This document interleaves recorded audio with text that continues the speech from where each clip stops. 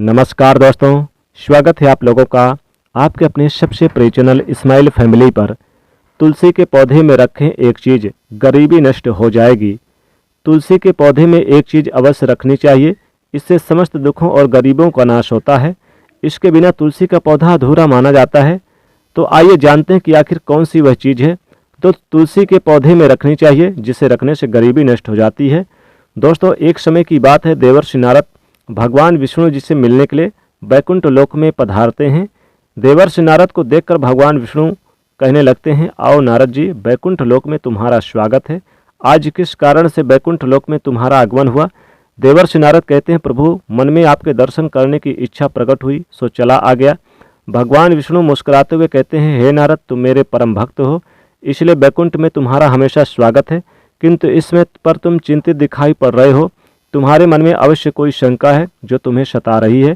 तुम्हारे मन में जो भी शंका हो, निसंकोच होकर पूछ लो। तुम्हारी हर शंका का समाधान करना मेरा कर्तव्य। फिर नारद जी कहते हैं, हे प्रभु, आप तो भक्त वत्सल है। आप अपने भक्तों की हर इच्छा का ध्यान रखते हैं और भली बात जानते भी हैं आपके भक्त के मन में क्या चल रहा है। इसलिए आप मेरे मन में जो शंका है उसके बारे में जानते ही होंगे। किंतु फिर भी यदि आप की आज्ञा हो तो मैं आपसे कुछ पूछने की चेष्टा करता हूँ। भगवान विष्णु कहते हैं, हे नारद, तुम भक्त शिरोमणि हो। तुम्हारे मन में जो भी शंका है मैं उसके विषय में अवश्य जानता हूँ, और यह भी जानता हूँ कि तुम्हारी शंका के समाधान में समस्त मानव जाति का कल्याण छिपा हुआ है। इसलिए निसंकोच होकर पूछो। फिर देवर्षि नारद कहते हैं, हे प्रभु, आज मैंने नीलगिरी पर्वत पर एक बड़ी ही विचित्र घटना देखी है, जिसे मैं आपको सुनाता हूँ। मैं पृथ्वी लोक का भ्रमण कर रहा था, तभी मैंने नीलगिरी पर्वत के जंगलों में एक विचित्र नगर देखा, और उस नगर में जो भी भील निवास करते थे उन सभी की 4 भुजाएं थी, और उन्होंने अपने हाथ में धनुष धारण किए हुए थे। वो सभी आपके पार्षदों के समान दिखाई पड़ रहे थे। वो फल फूल रहे आहार खाकर निर्वाह करते थे, और उसमें उन्हें देखकर मेरे मन में संदेह खड़ा हुआ कि धनुष धारण किए हुए हैं वो जंगली चतुर्भुज कैसे? माँ बैकुंठ लोक में निवास करने वाले पुण्यात्माओं का जैसे स्वरूप होता है, उनकी जैसी 4 भुजाएं होती है, वैसा स्वरूप उस वन में रहने वाली भील लोगों को कैसे प्राप्त हुआ? वो सभी आपके पार्षद के समान ही दिव्य दिखाई पड़ रहे थे। हे प्रभु, ये किस कारण से हुआ? उन भीलों को ऐसा स्वरूप कैसे प्राप्त हुआ? उन्होंने ऐसा कौन सा पुण्य का काम किया है जिससे उन्हें चतुर्भुज रूप प्राप्त हुआ? जो स्वरूप बड़े बड़े देवताओं को भी प्राप्त करना कठिन है, ऐसा स्वरूप पृथ्वी लोक पर रहने वाले इन वनस्पतियों को कैसे प्राप्त हुआ?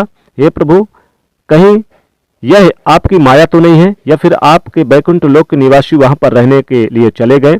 कृपया मुझे इसका रहस्य बतलाइए। फिर भगवान विष्णु मुस्कुराने लगते हैं और नारद जी से कहते हैं, हे नारद, तुमने जो भी कुछ देखा है वह सत्य है, वह कोई माया नहीं है, और हाँ, ना ही वह बैकुंठ लोक के निवासी हैं। उन भीलों को चतुर्भुज रूप मेरी कृपा से कारण से प्राप्त हुआ, क्योंकि उन्होंने जो अत्यंत दुर्लभ पुण्य का कार्य किया है उसी के फल से उन्हें 4 भुजाएं प्राप्त हुई है। देवर्षि नारद कहते हैं, हे प्रभु, मैं इस रहस्य को सुनने के लिए आतुर हो रहा हूँ। कृपया आप मुझे पहेलियों में ना उलझाएं, शीघ्रता से बताइए कि उन्होंने ऐसा कौन सा पुण्य का काम किया जिससे उन्हें 4 भुजाएं प्राप्त हुई है। फिर भगवान विष्णु कहते हैं, हे देवर्षि नारद, रहस्य को बताने से पूर्व मैं तुम्हें एक अत्यंत गोपनीय रहस्य बताता हूँ। तुम इस रहस्य को ध्यान पूर्वक सुनना, तुम्हारे सभी प्रश्नों के उत्तर मिल जाएंगे। जो भी मनुष्य इसे ध्यान पूर्वक सुनता है उसके समस्त पापों का नाश हो जाता है, और वो सभी चतुर्भुज रूप धारण करके मेरे ही साथ बैकुंठ लोक में निवास करते हैं। देवर्षि नारद कहते हैं, हे प्रभु, आपके मुख से एक रहस्य को सुनना मेरा सौभाग्य है। कृपया रहस्य को कहना आरंभ कर कीजिए। रहस्य बताइए। फिर भगवान विष्णु उस गुप्त उपाय को कहना आरंभ करते हैं। भगवान विष्णु कहते हैं, हे देवर्षि नारद, जो मनुष्य प्रतिदिन चक्र के चिन्ह से युक्त शालिग्राम का पूजन करता है वह कभी माता के उदर में प्रवेश नहीं करता है, और साथ ही साथ जो व्यक्ति तुलसी की पूजा करके शालिग्राम की पूजा करता है और शालिग्राम को तुलसी के पेड़ के नीचे रखता है फिर उसकी पूजा करता है, वो कभी भी गरीब नहीं होता, उसे मोक्ष प्राप्त होता है।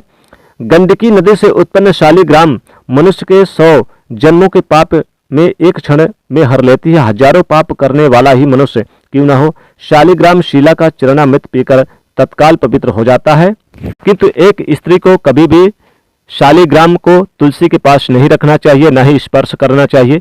विधवा हो अथवा सुहागिन हो, यदि वह स्पर्श करती है अथवा आत्म कल्याण की इच्छा रखती है तो वह शालिग्राम को स्पर्श ना करे। यदि वह मोहबस शालिग्राम को तुलसी के पास रखती है तो अपने किए हुए पुण्य का त्याग करके नरक में गिरती है। यदि कोई मनुष्य पापाचारी हो, ब्रह्म हत्या का पाप क्यों ना हो उसे लगा हो, यदि वह शालिग्राम को स्नान कराकर फिर तुलसी के पास रखता है और तुलसी के पास रखकर उसकी पूजा करता है तो परम गति की प्राप्ति होती है। जो मनुष्य शालिग्राम की पूजा करके फिर तुलसी जी की पूजा करता है उसके सभी यानी कि जितने भी परेशानियां हैं सब नष्ट हो जाती है।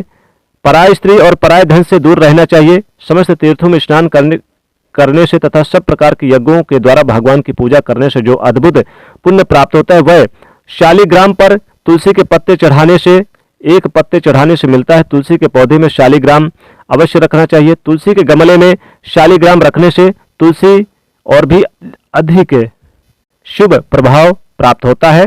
इसलिए तुलसी की पूजा करके जो व्यक्ति शालिग्राम को तुलसी के नीचे रखता है, तुलसी के पेड़ के पास रखता है, वह 100 जन्मों को गरीबी को नष्ट कर देता है। भगवान विष्णु जी निराकार रूप है और वो तुलसी के गमले में रखेंगे अगर शालिग्राम को तो तमाम तरह की नकारात्मक ऊर्जाएं नष्ट हो जाएगी।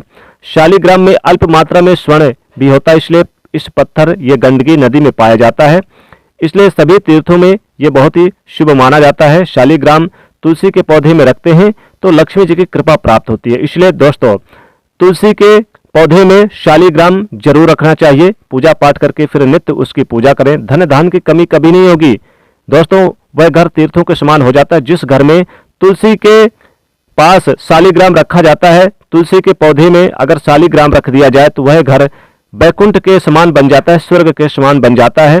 सभी तरह के प्राण प्रतिष्ठा हर कार्य में करते हैं, लेकिन शालिग्राम में कभी भी प्राण प्रतिष्ठा नहीं किया जाता है। इसलिए तुलसी के नीचे शालिग्राम को अवश्य रखना चाहिए। ये अमृत के समान हो जाता है, वह घर स्वर्ग के समान हो जाता है। दोस्तों ये चरण अमृत औषधि के समान है, इसलिए जैसे ही आप शालिग्राम को स्नान कराते हैं तो उसके जल को तुलसी के पास जरूर रख दें या तुलसी में डाल दें। शालिग्राम की पूजा करना चाहिए और फिर तुलसी की पूजा करने से बहुत शुभ होता है। पंचामृत से स्नान कराकर शालिग्राम को फिर तुलसी के नीचे जरूर रख दें, पाप नष्ट हो गए। शालिग्राम सकारात्मक और सात्विकता का प्रतीक है। यदि शालिग्राम पत्थर टूटा है अथवा रूखा है तो वह पुरुष की आयु को लक्ष्मी से वंचित कर देता है, मनुष्य को दरिद्री बना देता है। जो शालिग्राम चिकना है, सुंदर हो, उसी का पूजन करें और उसी शालिग्राम को तुलसी के नीचे रखें अथवा ना रखें, नहीं तो भगवान और माँ तुलसी जी नाराज होती हैं। जिस प्रकार से लक्ष्मी की आयु और धन की कामना है, उसी शालिग्राम को पूजा करने के बाद तुलसी के पास रखें। तो इस प्रकार से अपनी मनोकामना बोलते हुए, जो भी आपकी विशेष मनोकामना है, मनोकामना को बोलते हुए तुलसी के नीचे शालिग्राम जरूर रख दें। तुलसी का पौधा आपने लगा रखा है तो उसके नीचे शालिग्राम नित्य रखें। भगवान विष्णु माँ लक्ष्मी नित्य निवास करेंगी। तो दोस्तों इस प्रकार से भगवान विष्णु नारद जी से शालिग्राम का महत्व और तुलसी जी का महत्व सुनाते हैं। आपको यह जानकारी कैसी लगी कमेंट करके अवश्य बताइएगा। जानकारी अच्छी लगी तो वीडियो को लाइक करिए, ज़्यादा से ज़्यादा शेयर करिएगा। जय माँ लक्ष्मी।